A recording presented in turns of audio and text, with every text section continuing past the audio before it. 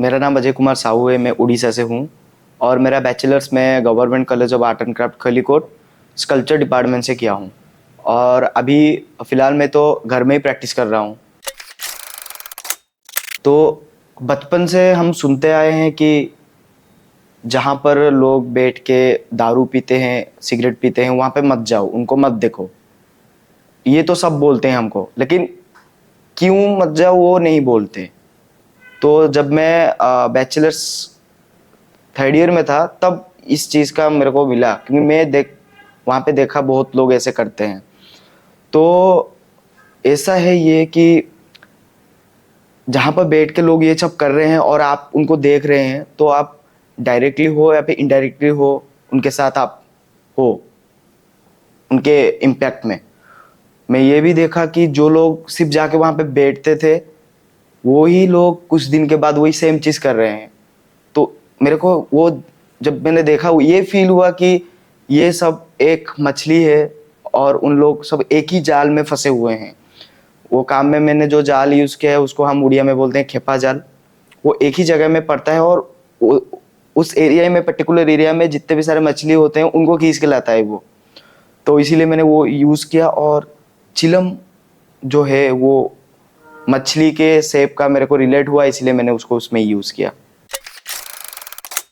चिलम एक ऐसी चीज़ है कि आज लोग चिलम को देख के डायरेक्ट वो नशे के साथ लिंक करते हैं, लेकिन चिलम नशे के साथ लिंक नहीं है, क्योंकि वो एक पंच तत्वों से बना हुआ एक चीज़ है जो मिट्टी से बना है, जिसमें अग्नि भी है, वायु भी है, पानी भी है, सबसे बना हुआ एक शेप है जिसमें उड़ीसा का क्राफ्टमैनशिप है।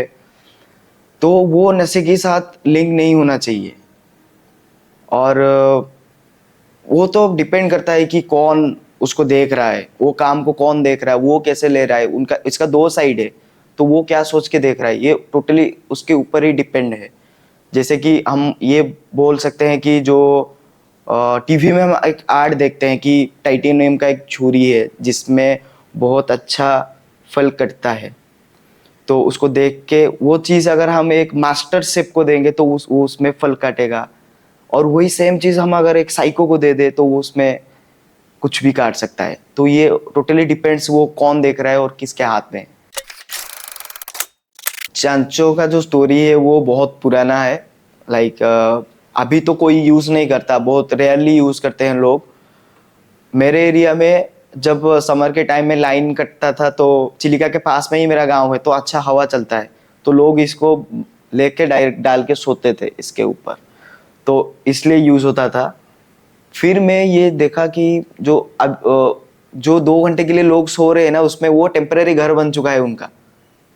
और वो सेम चीज़ में बोट के लिए फील किया। जो फिशरमैन का बोट होता है वो 4-5 दिन के लिए आते हैं फिशिंग करने के लिए, और वही बोट उनका घर बन जाता है। तो वहाँ से मैंने रिलेट करके ये शुरू किया था, और ये मुझे मेरे दादी ने सिखाया था बुनना। वो बस स्क्वायर शेप का बुनना सिखाए थे और मैं मेरा स्कल्पचर स्किल को यूज़ करके इसको शेप देना शुरू किया। और मटेरियल्स मैं अपने एरिया में ही कलेक्ट करता हूँ। मेरे घर के चारों तरफ बहुत सारे नारियल का पेड़ है, तो उधर से ही कलेक्ट करके मैं इसको बनाता हूँ। चिलिका का जो बायोडाइवर्सिटी है वो बहुत अलग है सबसे। सबको लगता है कि वो एक खारा पानी का लगून है जो समंदर के जैसा है, लेकिन समुंदर से वो बहुत अलग है। लाइक वो एक लगून है जिसमें मीठा पानी के साथ साथ खारा पानी धीरे धीरे मिल रहा है समंदर से, क्योंकि वो कनेक्टेड है। तो उसका बायोडाइवर्सिटी सबसे अलग है। और वहाँ पर एक सेम जगह पे फिशरमैन रह रहे हैं, बार्ड्स रह रहे हैं, बहुत सारे स्पीसीज का मछली रह रहे हैं। और उसके एक चीज़ अगर एक को अगर हार्म करता है ना, जैसे कि फिशरमैन जो इंजन यूज़ कर रहे हैं वहाँ पर, उसमें डीजल डलता है, और वो डीजल पानी में भी मिल जाता है कभी कभी। तो वो फिर जाके फिश को हार्म करता है, बर्ड्स को हार्म करता है। बर्ड्स के पंख पे लग जाए तो उड़ नहीं पाते। फिर वो पानी में बहते बहते बहते जमीन पे, क्योंकि वो फ्लोट करेगा, पानी में डूबेगा नहीं, फ्लोट करते करते वो आ जाते हैं जमीन पे जहाँ पर हम फसल कर रहे हैं, तो वो वहाँ पे मिल जाता है। तो वहाँ पर ऐसा है कि अगर एक लोग को हार्म हो रहा है ना, वो बिल्कुल पूरा उसका जो डाइवर्सिटी है सबको हार्म हो रहा है, क्योंकि सब एक ही जगह पे है।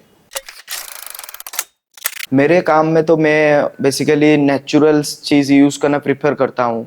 क्योंकि हम नेचर की बात कर रहे हैं, और अगर मैं एक्रेलिक कलर यूज़ करूँगा जो प्लास्टिक है तो वो मेरे को अच्छा नहीं लगता, इसीलिए ज़्यादातर मैं नेचुरल मीडियम ही प्रेफर करता हूँ। जैसे कि ये मैंने नारियल के पेड़ के जो पत्ती है उसको मोड़ के मैंने ये वाला शेप बनाया, और ये भी साउंड को लेके ही काम था। जैसे कि पहले जो बर्ड्स होते हैं वो बहुत सेंसिटिव होते हैं, हम अगर दूर से भी हाथ ऐसे करेंगे तो वो उसको सेंस करके उड़ जाएंगे। लेकिन चिलिका का अभी का मेरे एरिया में जो सीन है, बर्ड्स अभी ये जो बोट का जो साउंड है, इंजन का साउंड है, उससे घबराते नहीं है, क्योंकि डे एंड नाइट वो इतना इस चीज को सुन चुके हैं कि वो फेमिलियर हो चुके हैं इस इंजन के साउंड में।